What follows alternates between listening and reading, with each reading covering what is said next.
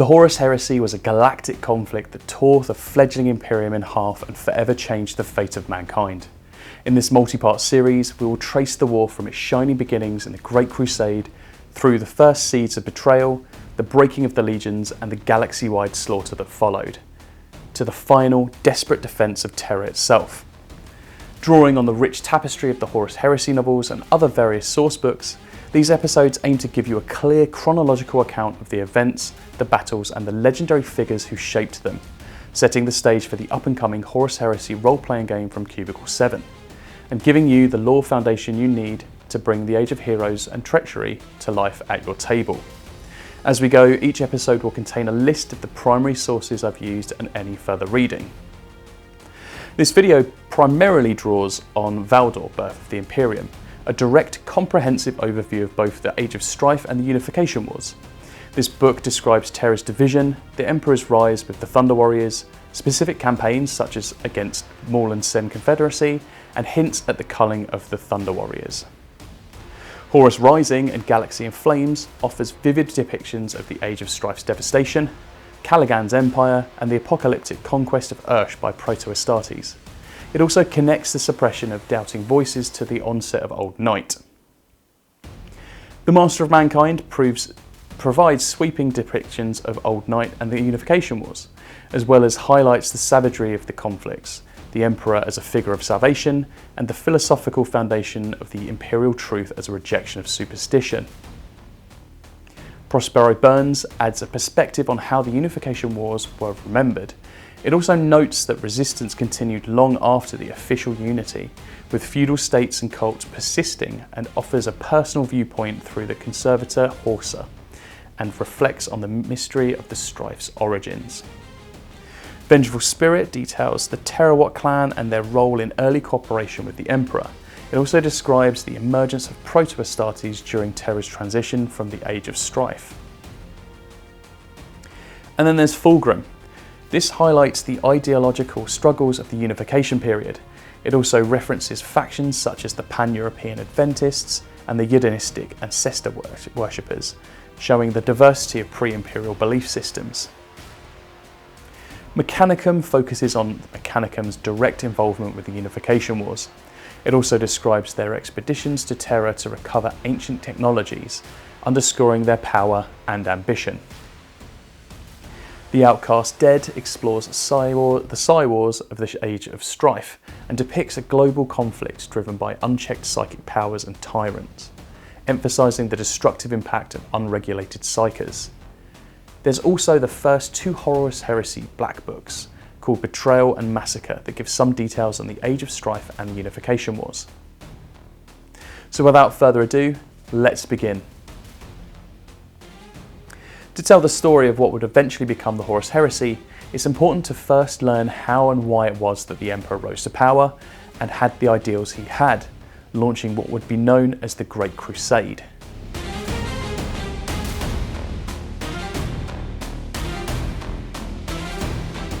For thousands of years, Terra was divided, its petty warlords vying for supremacy. An age of strife reigned, and it was bloody. The Great Crusade, one of the most ambitious undertakings in human history, was born out of catastrophe. For thousands of years before it began, humanity endured the Age of Strife, a miserable epoch defined by chaos and decline. During the late 29th to the early 30th millennium, immense warp storms raged across the galaxy, cutting off interstellar travel. Terra, along with countless other human worlds, became completely isolated. The old star routes fell silent and were abandoned to dust.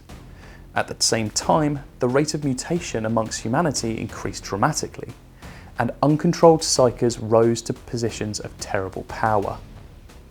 Many worlds were consumed by so-called Psi Wars, brutal conflicts where psychic tyrants known as cognoscents enslaved armies and were directed wars with devastating effect. Warp-born entities fed on this chaos, plunging humanity into even greater despair. With interstellar connections severed, colonies across the galaxy regressed into infighting and barbarism. Humanity fractured into countless warring states. On Terra itself, civilization shattered into techno-barbarian warlord states. The throne world was scarred by continent-cracking weapons, its cities reduced to ruins, and its sky blackened with smoke and ash. Among the most powerful factions to rise during this time was the Ursh Empire, ruled by the tyrant Caligan, who carved out an immense dominion across the dying world.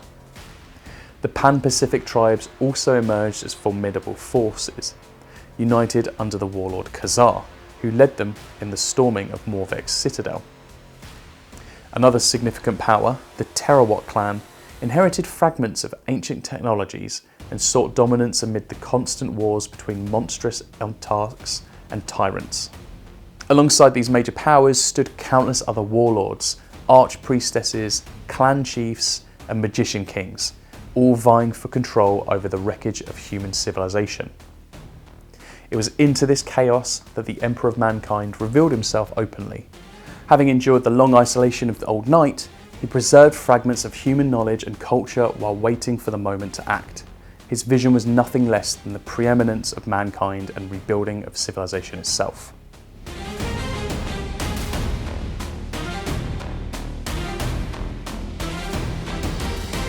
Then came the Emperor. Through his will and the armies of savage thunder warriors, did he bring order to a chaotic world, his desire nothing less than the preeminence of mankind. At around 500.M30, beneath the mountains of the Himalayas, in order to bring unification and order to Terra, the Emperor created the Custodes to act as his personal bodyguard, and then, eventually, the Thunder Warriors. These genetically enhanced soldiers were savage, immense, and clad in crude thunder armour. Sometimes described as proto-Astartes, they were stronger, faster, and more brutal than any warriors before them, but ultimately deemed flawed, unstable, and imperfect. With bolter and blade, they swept across the continents, crushing techno-barbarian states and reuniting Terra beneath a single banner. Yet the Thunder Warriors were never intended to last. Brutal and short-lived, they were destined to be discarded and replaced by the more refined and enduring Space Marines once their purpose was filled. In 600M30, the battle for Mount Ararat would take place. The last of the Thunder Warriors, powerful but short-lived precursors to the Space Marines, were wiped out in the final major conflict of the Unification Wars. While reports say they fell in valiant battle, rumours abound that the Emperor ordered them purged to make way for his legions Astartes. The Imperium's first off-world conquest happened in 703.M30 and was fought for the Terra's moon. This was the domain of the Selenar gene cults, whose technology was vital to expanding the legions Astartes. The Selenar rejected the diplomatic overtures of the burgeoning Imperium, and 3 nascent Space Marine legions were unleashed to force compliance. It was then that the Lunar Wolves earned their name. 712.M30 marked the end of the Unification Wars. The Emperor consolidated his control over Terra and formally declared victory, bringing centuries of conflict to a close. Work intensified on enforcing the rationalist state ideology of the imperial truth across the planet. Although the Unification Wars were triumphantly declared a victory, resistance continued in pockets. Feudal states, religious cults, and stubborn rulers defied conquest for a time. Nevertheless, by the war's end, Terra stood unified for the first time in millennia. From the ashes of devastation rose new wonders. Shining cities were constructed, and the Emperor's palace was built as a vast, continent-sized monument to his authority.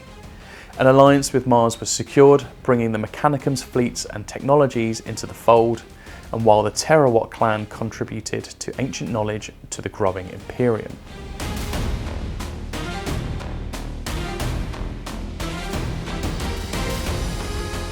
I remember when I carried those vials from the flames. I remember feeling the life flicker within the glass. And after that, I remember seeing the first of them emerge from the amniotic units, glistening like infants. It's now 792.M30. With Terra unified and secure, the Emperor turned to his most ambitious endeavour, the creation of 20 superhuman sons known as the Primarchs. Conceived as the crowning achievement of his genetic science, they were intended to be far more than generals. They were magnificent, superhuman beings, the pinnacle of the Emperor's genetic experimentation. Although no source explicitly states that each Primarch embodied a distinct aspect of his genius, the unique qualities strongly suggest this intention. For instance, Roboto Guilliman's unparalleled strategic brilliance, Leman Russ's unmatched ferocity, Sanguinius's angelic charisma, and Rogel Dawn's unyielding discipline all stand as examples of how each reflected a fragment of their creator's greatness. Before they could be raised on Terra, catastrophe struck. The gestation capsules containing the infant Primarchs were stolen and violently scattered across the galaxy in what became known as the Scattering. This event was tied to the turmoil of a mysterious warp storm, unleashed during a time when Terra was still plagued by such phenomena. The origins of the Scattering remain shrouded in contradiction. The Emperor himself claimed that the act was carried out by the ruinous powers of the Warp, who sought to thwart the destiny of mankind. Malcador the Sigillite, his trusted regent, spoke of the involvement of hidden gods or dark powers, yet Primarch Roboto Guilliman believed otherwise, suggesting that the Emperor either arranged or permitted the dispersal of his sons in order to test and temper them. Another voice, that of Erda, a perpetual and one of the genetic donors involved in the project, claimed that she herself cast the Primarchs across the stars in an effort to save them from the bitter destiny the Emperor intended. Even demonic testimony entered the debate, with the creature in Thegel asserting that the Warp Gods were the Primarchs' true fathers, and that the Scattering was divine justice against the Emperor, who had broken blood-sworn oaths to gain the forbidden knowledge required for their creation. Despite the loss of the Primarchs, the Emperor pressed on, using the preserved genetic samples taken from his creations. He engineered the Legions Astartes, the Space Marines. These transhuman warriors were unmatched in skill and loyalty, intended as a perfected army to replace the Thunder Warriors who had served him during the unification of Terra, but who were ultimately discarded, and in many cases, slaughtered once their purpose was fulfilled. The Space Marine legions were organised into vast armies and dispatched to conquer the galaxy, reuniting mankind under the Emperor's light. Yet their mission went beyond conquest. At its heart lay the Emperor's determination to be reunited with his lost sons.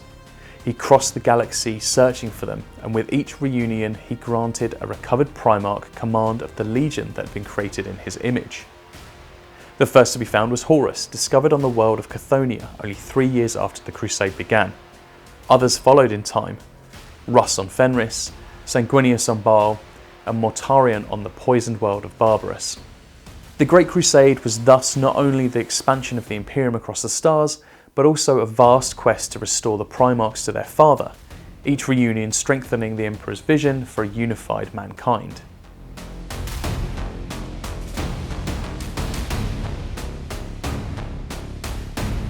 Fire and blood, efficiency and speed. The watchwords of the Great Crusade.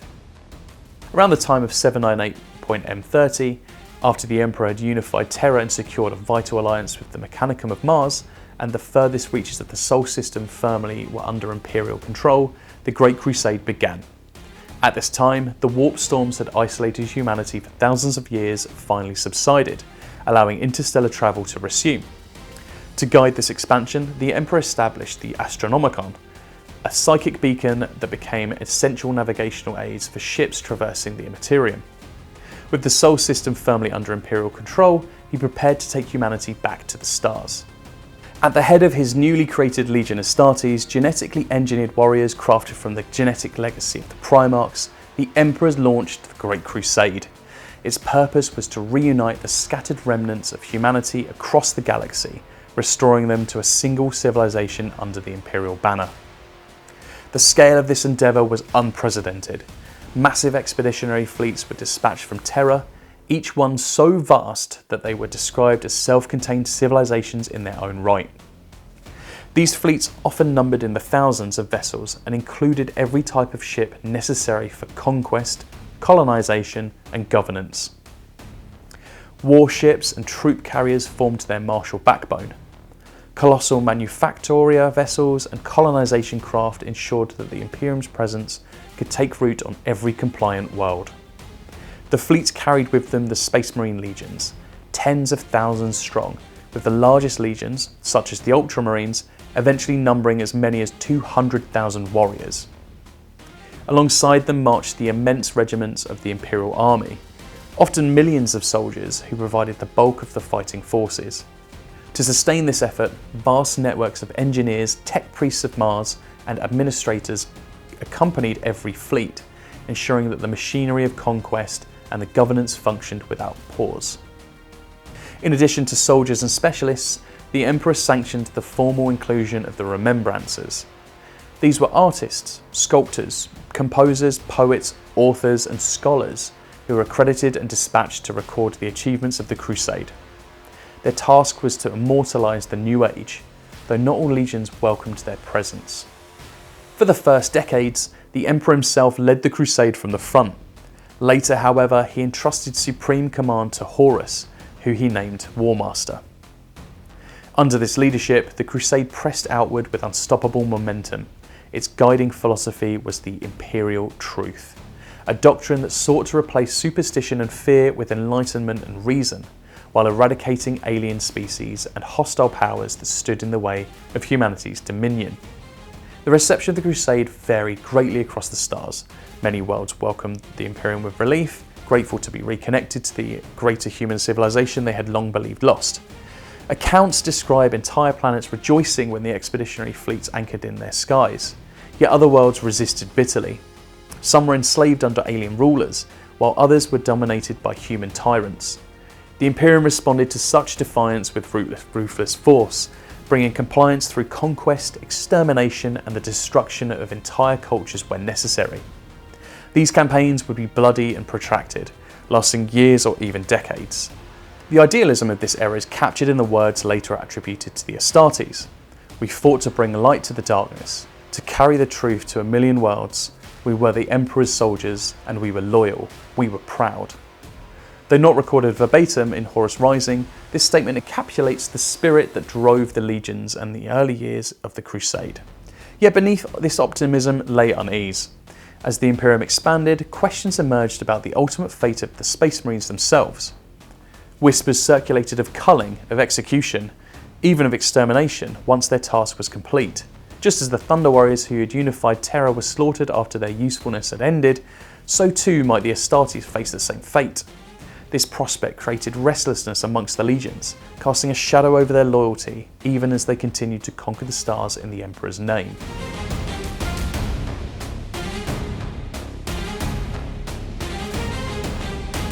Horus was the first of the Primarchs to be recovered. He was found on Chthoniya merely 3 years after the Great Crusade commenced. All the records say so, and all the records lie. The Emperor's most celebrated victories of the Crusade was the rediscoveries of his lost sons. Each reunion was a political and military triumph, instantly transforming the fortunes of the legion that bore the Primarch's gene seed. The first of these reunions was with Horus, discovered on Chthoniya just 3 years after the Crusade commenced. Imperial records name him as the first Primarch to be found, though Alpharius later claimed that it was he who was secretly recovered earlier, hidden from the wider Imperium to prevent enemy interference. The bond between Horus and the Emperor was immediate and unique. Horus was the beloved son, and for the first 3 decades of the Crusade he fought at his father's side, bearing the full weight of the Emperor's ambition to conquer the galaxy. In time, though, Horus was elevated to newly created title of War Master. Commander-in-Chief of the Emperor's armies, subjugator of 1,000 worlds, and conqueror of the galaxy. Yet this deep trust and devotion would later fracture. In visions and memories, Horus came to see the Emperor as a liar and being without love, a betrayal that left him disgusted with his own past loyalty. Other rediscoveries carried immense significance. Roboute Guilliman was found on Macragge, where he had already united this world into a disciplined realm of Ultramar, also called the 500 Worlds. Unlike many of his brothers, Guilliman had moved beyond the role of warlord, demonstrating his gifts for governance and culture as much as war. Sanguinius, discovered on Baal, embodied a radiant charisma that inspired absolute devotion. Leman Russ, though his first meeting with the Emperor is not described in detail, is depicted as the Wolf King of Fenris, a warrior king among men, and one of the dauntless few upon whom Guilliman could always rely. Vulcan, the master craftsman, was later seen on Terra itself during the siege, standing sentinel before the Imperial Webway Gate. Though his initial rediscovery on Nocturne is not detailed in any sources, Ferrus Manus was remembered above all for his bond with Fulgrim, his liquid metal hands, and his leadership of the Iron Hands, a legion who embraced augmetics and rejected the weakness of flesh. Jaghatai Khan, master of the White Scars, transformed his legion into a fast-moving host, famed for striking far beyond the Imperial front lines. Lorgar of Colchis, the 17th Primarch and the bearer of the Word, was found amid a culture of fervent faith. His discovery appeared to vindicate his belief in divine power. Mortarion was discovered on the poison world of Barbarous, freed his people from mutant warlords, and forged his army into the Death Guard before accepting his place at the head of his own legion. Lionel Johnson was found on Caliban, his fate entwined with Luther and the Great Beasts, though his reunion marked the beginning of tensions that would echo through his legion's history. The return of each Primarch elevated his legion to new heights. Campaigns that might once have dragged on for years could now be concluded in months. The sons of the Emperor fed on glory as if it were a sustenance, and their triumphs echoed across the stars. The rediscovery of the Primarch was therefore not merely a series of reunions between father and son, it was the transformation of the Great Crusade itself, a golden age where the Emperor's vision seemed unstoppable.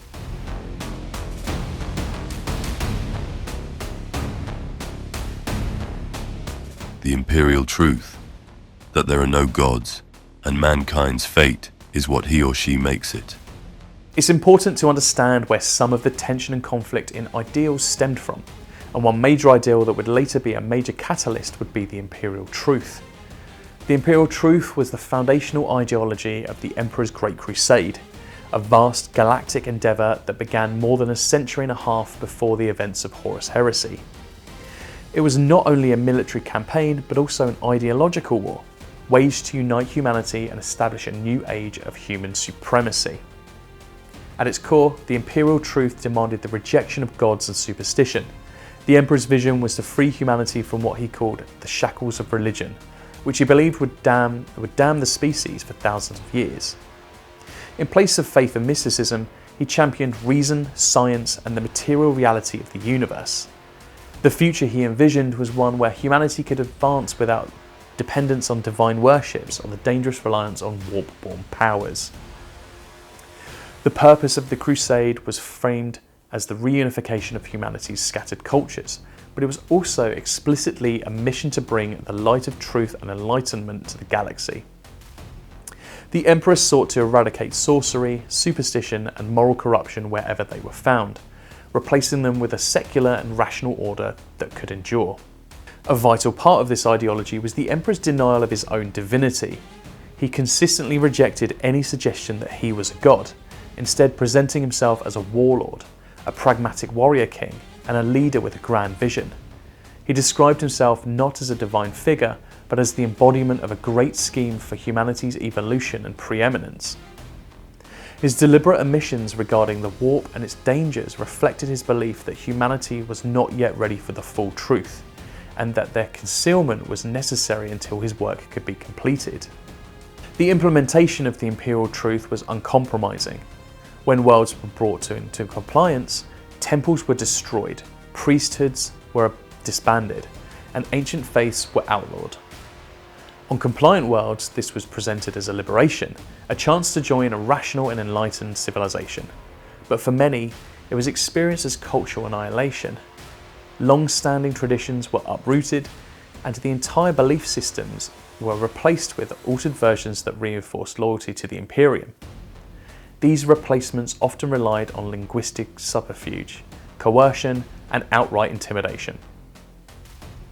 Thus, the imperial truth was both the ideological foundation of the Great Crusade and one of its most controversial legacies, a doctrine that sought to unify humanity throughout enlightenment and reason, but that frequently imposed this vision through destruction, suppression, and force.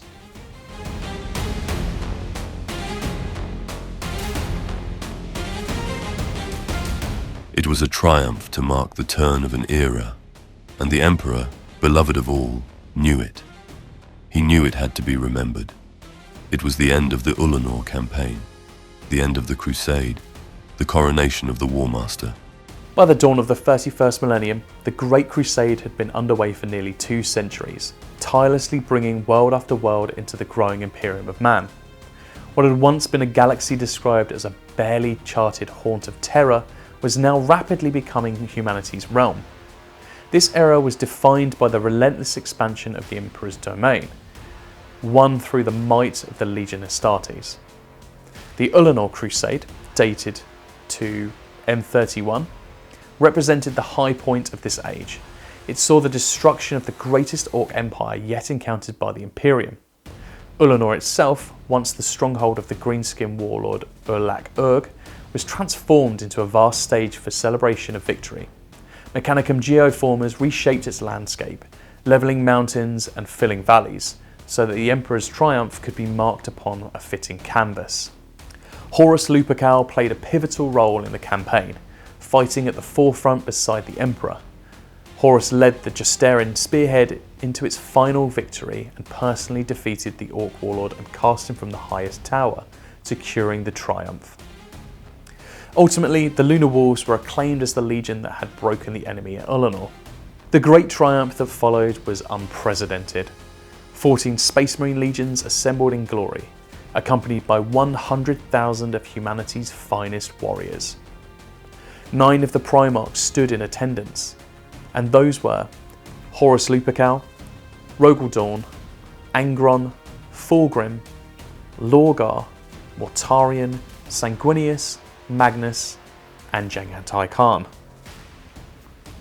In the aftermath, the Emperor made a decision that shocked his sons and his armies alike.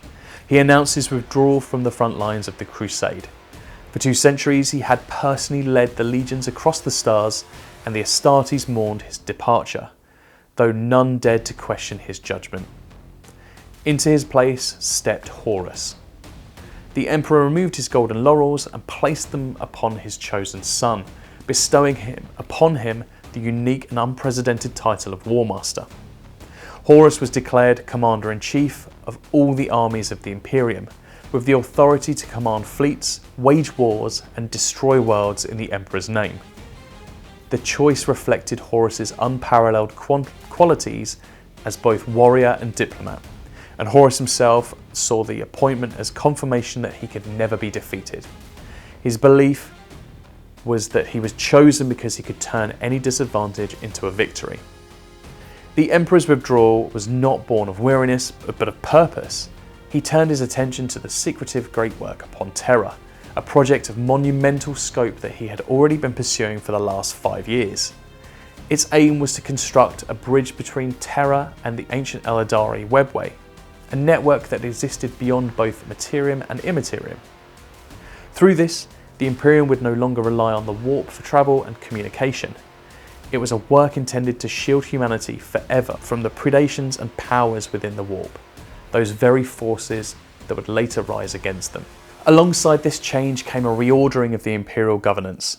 With the Emperor's return to Terra, the Council of Terra, composed of civilians and administrators, took the reins of power. This body replaced the old War Council of the Emperor and the Primarchs. To many of the Astartes, and to Horus especially, it seemed that petty bureaucrats had supplanted warriors, a development that fostered growing unease. The Ullanor triumph marked the apex of the Great Crusade. It celebrated the Emperor's greatest victory, but also heralded a profound shift in the Imperium. Direct imperial leadership of the Crusade gave way to a new order under the War Master, setting the stage for dramatic and tragic events that would soon follow. Even at the Crusade's height, small fractures appeared. Rivalries between legions occasionally erupted into open hostility.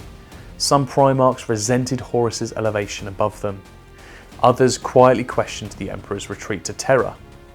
Among the rank and file, compliance actions that involved the destruction of beloved traditions created murmurs of dissent. The banners of unity flew over 1 million worlds, but beneath them, ambition, pride, and resentment were beginning to grow. The Great Crusade was humanity's brightest age, and its most fragile. For even as the dream of unity reached its height, the seeds of betrayal had already been sown.